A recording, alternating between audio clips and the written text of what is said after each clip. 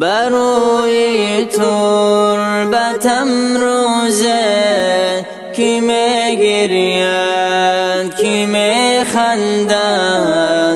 تنی به جان من آن دم کی میشوید کی میبندد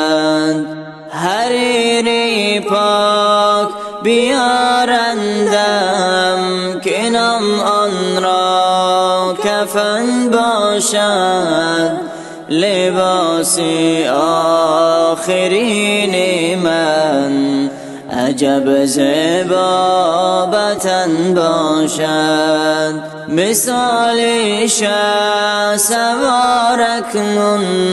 به اسب قاقی چو بینم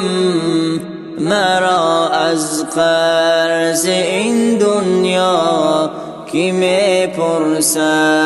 کی میبخشد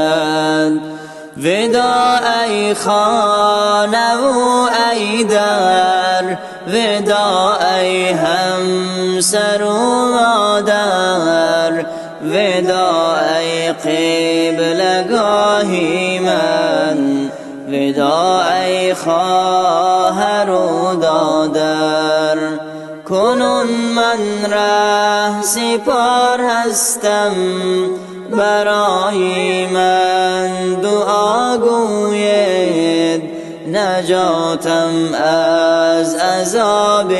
قبر برایم از خدا خواهد سلام ای خانه ام ای قبر سلام ای خانه آخر ببیند اهل خاموشان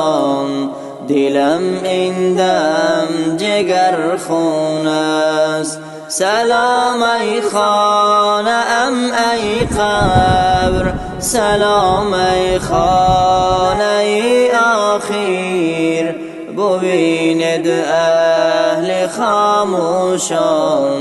دلم این دم جگر خون است